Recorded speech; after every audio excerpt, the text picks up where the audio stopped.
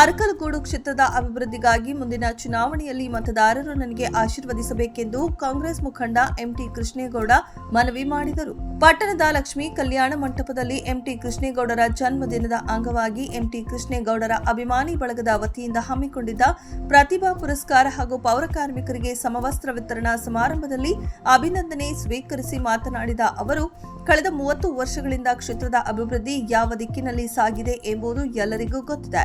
ಬದಲಾವಣೆಯ ದೃಷ್ಟಿಯಿಂದ ಮತದಾರರು ನನಗೆ ಬೆಂಬಲ ನೀಡಿ ಅಭಿವೃದ್ಧಿ ಪರ ರಾಜಕಾರಣಕ್ಕೆ ಕೈಜೋಡಿಸಬೇಕು. ಜನರು ನನ್ನ ಮೇಲೆ ಹೊಂದಿರುವ ಅಭಿಮಾನಕ್ಕೆ ಸದಾ ಋಣಿಯಾಗಿರುವುದಾಗಿ ತಿಳಿಸಿದರು.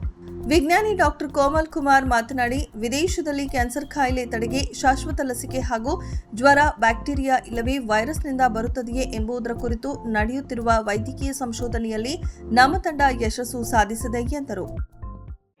ನಾವು ಕೂಡ ಅರಕಲಗೂಡಿನ ಗೌರ್ಮೆಂಟ್ ಸ್ಕೂಲಲ್ಲಿ ಓದಿ ವಿಜ್ಞಾನಿಗಳಾಗಿದ್ದೀವಿ.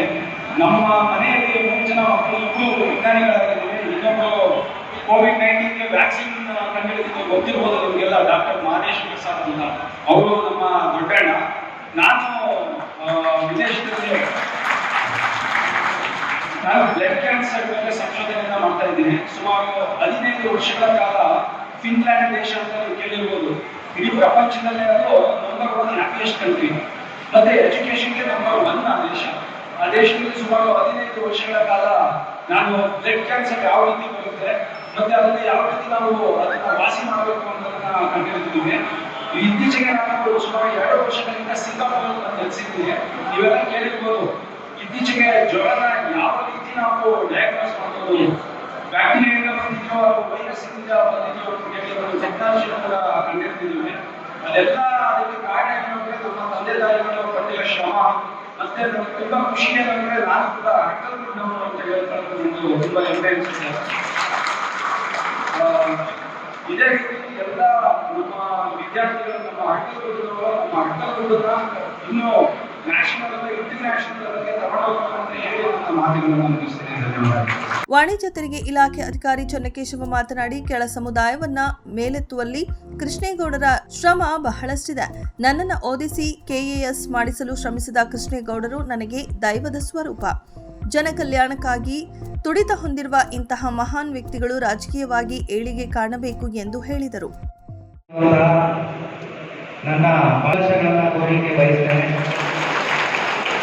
ಹಾಗೆ ವೇದಿಕೆ ಮೇಲೆ ಆಸೆಯಾದಂತ ನಮ್ಮ ತಾಲೂಕಿನ ಮತ್ತೊಬ್ಬ ಹೆಮ್ಮೆಯ ವ್ಯಕ್ತಿ ಶ್ರೀಕಾಂತ್ ಕೋಮಲ್ ಸರ್ ಅವರೇ, ಹಾಗೂ ನನ್ನೆಲ್ಲ ಹಿರಿಯರು, ಅಕ್ಕ ತಂಗಿ ಸಂಬಂಧವಂತವರು, ಹಾಗೆ PUCಯಲ್ಲಿ ಉತ್ತಮ ಅಂಕಗಳನ್ನು ಗಳಿಸಿ ಇವತ್ತು ಗೌರವನ ಸ್ವೀಕರಿಸಲು ಬಂದಿರುವಂತಹ ನನ್ನ ಎಲ್ಲ ಸಹೋದರ ಸಹೋದರಿಯರೇ, ಇದೊಂದು ಉತ್ತಮ ಕಾರ್ಯಕ್ರಮ ಅಂತ ಹೇಳೋದಕ್ಕೆ ನಾನು ಇಷ್ಟಪಡ್ತೀನಿ. ಇವತ್ತು ಈ ತಿಂಗಳು ನಿಮಗೆ ಗೊತ್ತಿರಬೇಕು, ಏಪ್ರಿಲ್ 14 ಅಂಬೇಡ್ಕರ್ ಹುಟ್ಟಿದಂತ ತಿಂಗಳು. ಎಷ್ಟು ವಿಶೇಷ ಅಂತ ನೋಡಿ, ಅಂಬೇಡ್ಕರ್ ಏಪ್ರಿಲ್ 14 ಹುಟ್ಟಿ ಈ ದೇಶದ ಸಂವಿಧಾನ ಬಂದು ಯಾವ ಮಟ್ಟಕ್ಕೆ ಇಡೀ ವಿಶ್ವದಲ್ಲಿ ತಗೊಂಡರು ಅಂತ ನೀವು ನೋಡಿದ್ರೆ, ನಮ್ಮ ತಾಲೂಕಲ್ಲಿ ಇವತ್ತೇನಾದ್ರು ನಾನು ಒಬ್ಬ ಗುರುಸುವಂತ ವ್ಯಕ್ತಿ ಆಗಿದ್ರೆ ಅದಕ್ಕೆ ನಮ್ಮ ಕೃಷ್ಣೇಗೌಡರು ಅಂತ ಹೇಳಕ್ಕೆ ಇಷ್ಟಪಡ್ತೇನೆ.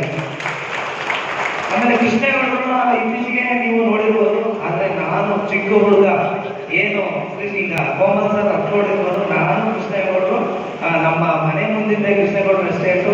ನಾವು ಚಿಕ್ಕದಲ್ಲಿ ನಿಮಗೂ ಗೊತ್ತಿದೆಯೋ ಗೊತ್ತಿಲ್ವೋ, ಗೌರಿ ಹಬ್ಬದಲ್ಲಿ ಹೆಣ್ಮಕ್ಳು ಗೌರಿ ದಾರ ಕಟ್ಟೋದು ನಾವು 50 ರೂಪಾಯಿ ಕೊಡ್ತೀವಿ ಅಂತ ನಾವು ಗೌರಿ ದಾರ ಕಟ್ಟಕ್ಕೆ ಕಾಯ್ತಾ ಇದ್ದೇವೆ ನಮ್ಮ ಕೃಷ್ಣೇಗೌಡರಿಗೆ. ಅಲ್ಲಿಂದ ಬಂದಂತ ಒಂದು ಸಂಬಂಧ ನಾನು ಕೃಷ್ಣೇಗೌಡ ಎಲ್ಲರ ಮುಂದೆ ಹೇಳಕ್ಕೆ ಇಷ್ಟಪಡ್ತೀನಿ. ನಮ್ಮ ಇಡೀ ಊರು ಸುತ್ತಮುತ್ತ ಏನಿದೆ ಹಳ್ಳಿಗಳಿಗೆ ಕೃಷ್ಣೇಗೌಡರಲ್ಲಿ ಎಸ್ಟೇಟಲ್ಲಿ ಉದ್ಯೋಗವನ್ನು ಕೊಡ್ತಿದ್ರು. ಆ ಉದ್ಯೋಗ ಮಾಡೋದ್ರಲ್ಲಿ ನಾನು ಕೂಡ ಒಬ್ಬ.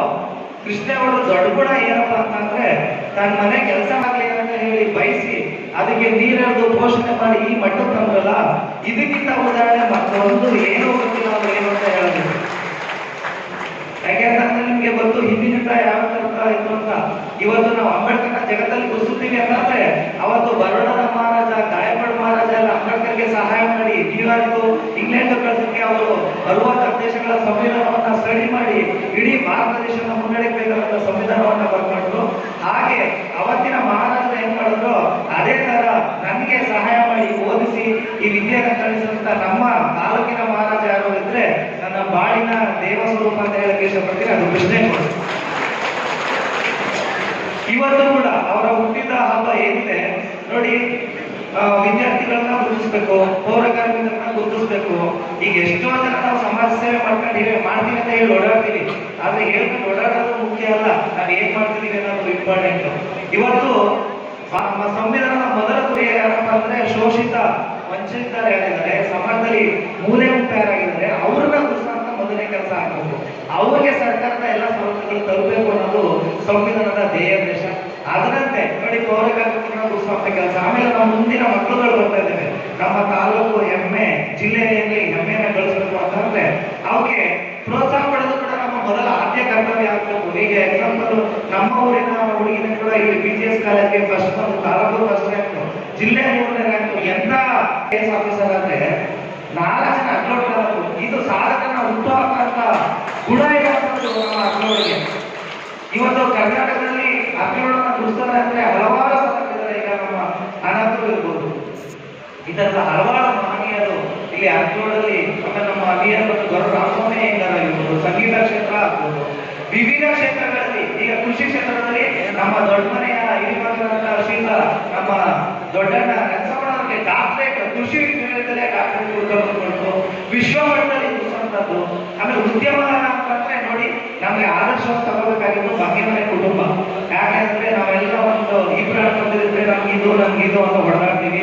4 ಜನ ಅಂದಿನ ಕಾಲದಿಂದ ಅವಿಭಕ್ತ ಕುಟುಂಬವಾಗಿ ಹೆಂಗ್ ಹೋಗ್ತಿದ್ದಾರೆ ಅಂದ್ರೆ ಒಬ್ಬರು ದೊಡ್ಡಣ್ಣ ಮಾತಾಡಿದ್ರೆ ಇನ್ನೊಬ್ರು ಚಿಕ್ಕವ್ರು ಹಿಂದೆ ಮಾತಾಡಲ್ಲ. ಇದನ್ನೇ ನಾವು ಆದರ್ಶವಾಗಿ ಬೆಳೆದ್ರೆ ಎಲ್ಲರೂ ನಾವು ಅವರ ಬೆಳೆಬೋದು ಅಂತ ಹೇಳ್ತಾ ನಾನು ಹಾಗೆ ಇಡೀ ನಮ್ಮ ಕೃಷ್ಣೇಗೌಡರ ಮನೆ ದೊಡ್ಡ ಬಗ್ಗೆ ಆಶೀರ್ವಾದ ಇಡೀ ತಾಲೂಕಿನ ಜನತೆ ಮೇಲೆ ಇರಲಿ.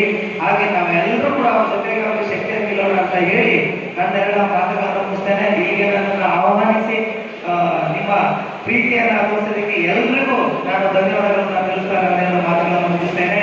ಜೈ ಸಂವಿಧಾನ, ಜೈ ಭೀಮ್. Thank you.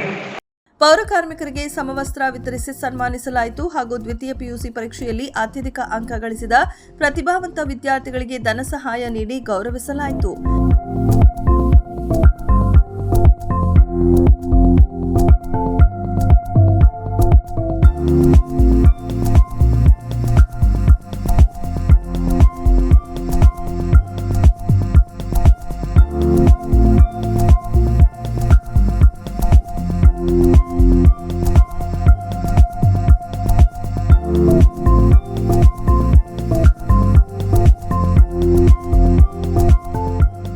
ಮುಖಂಡರಾದ ರವೀಂದ್ರ, ರಾಮೇಗೌಡ, ಕಳ್ಳಿಮುದ್ದನಹಳ್ಳಿ ಲೋಕೇಶ್, ಬಸವನಹಳ್ಳಿ ಪರಮೇಶ್, MR ರಂಗಸ್ವಾಮಿ, ದೇವರಾಜೇಗೌಡ ಉಪಸ್ಥಿತರಿದ್ದರು. ವರದಿ ಸಂತೋಷ್ ಗೌಡ, ಅರ್ಕಲಗೂಡು.